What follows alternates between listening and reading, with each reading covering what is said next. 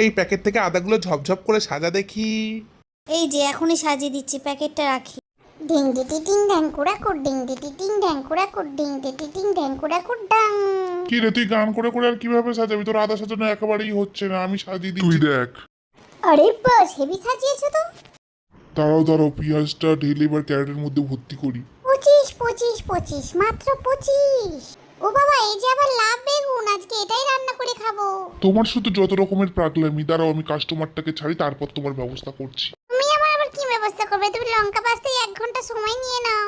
আরে বাস, আজকে এত বড় একটা লাল কুমড়ো সে দাঁড়াও, শসাটা তুলি, তারপর গল্প দাও। আরে 10টা বাজতে যায়, তাড়াতাড়ি নাও, শসাগুলো সাজাও।